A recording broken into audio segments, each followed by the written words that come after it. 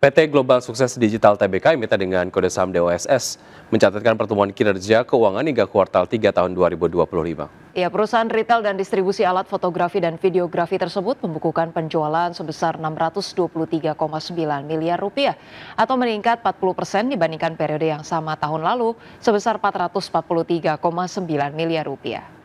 Kinerja positif tersebut juga tercermin pada laba bersih yang naik 46%, meningkat dari 18,18 miliar rupiah per September 2024 menjadi 26,56 miliar rupiah hingga September 2025.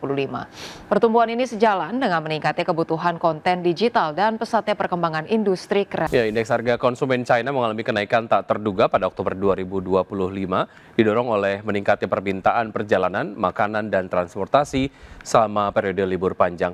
Adapun inflasi tercatat naik 0,2% secara year on year, berbalik dari penurunan 0,3% pada bulan September. Indeks harga konsumen atau inflasi China mengalami kenaikan tak terduga pada Oktober 2025. Hal ini didorong oleh meningkatnya permintaan perjalanan, makanan, dan transportasi selama periode libur panjang.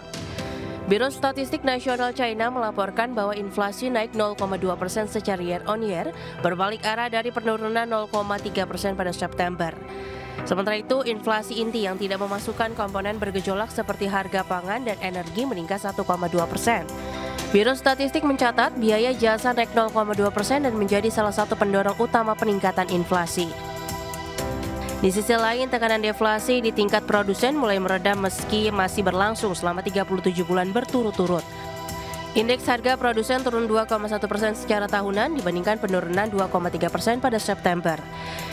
China menghadapi tekanan deflasi selama beberapa bulan terakhir dengan harga konsumen sempat turun pada Agustus dan September sebelum akhirnya kembali ke wilayah inflasi pada Oktober. Mengakhiri siklus tersebut kini menjadi prioritas utama kebijakan ekonomi Beijing. Pemerintah meluncurkan kampanye anti-involution yang bertujuan menghentikan perang harga di berbagai sektor, mulai dari kendaraan listrik hingga layanan pengantaran makanan. Namun kemajuan masih terbatas karena pemerintah berhati-hati terhadap resiko pemutusan hubungan kerja dan perlambatan pertumbuhan ekonomi. Berbagai sumber, IDX Channel. Presiden Federal Reserve Bank of Chicago, Austin Goolsbee, mengaku cemas atas rendahnya angka inflasi selama penutupan pemerintahan Amerika Serikat atau government shutdown. Menurutnya hal tersebut membuat langkah pemangkasan suku bunga lanjutan menjadi lebih beresiko. Goolsbee mengatakan sumber data sektor swasta terkait dengan inflasi jauh lebih sedikit dibandingkan dengan data pasar tenaga kerja, sehingga pembuat kebijakan tidak memiliki gambaran yang jelas mengenai pergerakan harga selama shutdown, seperti halnya pada data ketenaga kerjaan. Adapun pada Oktober lalu, The Fed kembali menurunkan suku bunga untuk kedua kalinya secara beruntun guna memperkuat pasar tenaga kerja setelah perlambatan tajam perekrutan selama musim panas. Namun inflasi yang tercatat 3% pada September masih di atas target 2% The Fed, menimbulkan kekhawatiran bahwa proses penurunan harga mungkin memakan waktu lebih lama dari perkiraan.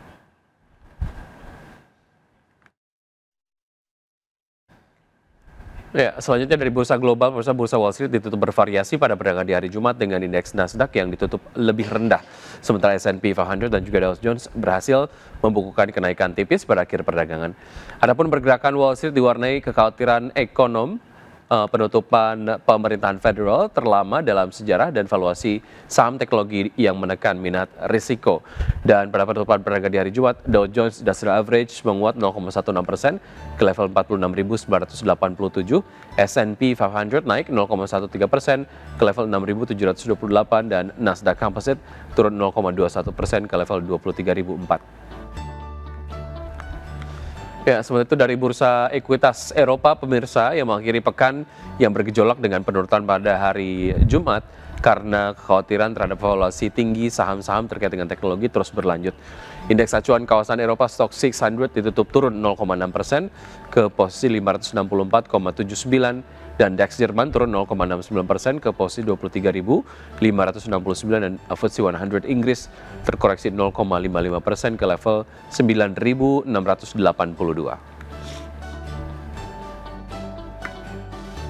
Pemirsa, PT Pertamina Geothermal Energy terus memacu pengembangan panas bumi di tanah air. Ya, tidak hanya untuk kelistrikan, namun juga untuk berbagai sektor industri melalui inisiatif Beyond Electricity.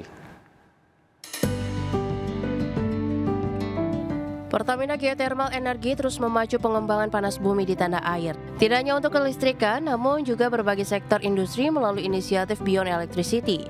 Pertamina Geothermal Energy atau PGEO terus mendorong pemanfaatan panas bumi tak hanya untuk listrik, namun juga untuk sektor non-kelistrikan melalui inisiatif Beyond Electricity. Direktur Eksplorasi dan Pengembangan PGEO Edwil Suzandi mengatakan inisiatif ini bertujuan untuk mempercepat pertumbuhan industri manufaktur nasional. Ada 3 proyek utama yang saat ini dikembangkan, yaitu Green Hydrogen, Green Ammonia, dan Green Data Center. Proyek pilot Green Hydrogen di wilayah kerja panas bumi Ulu Belu, Lampung dilakukan bersama Toyota Indonesia sebagai calon off-taker. Selain itu, PGEO juga menggandeng Pertagas untuk pengembangan green ammonia yang dapat dimanfaatkan untuk pupuk dan bahan bakar transportasi. Sementara itu, pengembangan Green Data Center berbasis panas bumi dilakukan di Kamojang, Jawa Barat dan ditargetkan masuk ke tahap final investment decision pada akhir 2025. Direktur Utama PGEO Julfi Hadi menegaskan inisiatif Beyond Electricity merupakan strategi untuk memaksimalkan aset panas bumi dan menambah sumber pendapatan perusahaan. PGEO menargetkan peningkatan kapasitas terpasang panas bumi hingga 1 gigawatt dalam 3 tahun dan 3 gigawatt dalam 10 tahun mendatang. Dengan saat ini, mengelola 15 wilayah kerja panas bumi, PGEO berkontribusi sekitar 70% dari total kapasitas nasional. Berbagai sumber, IDEX Channel.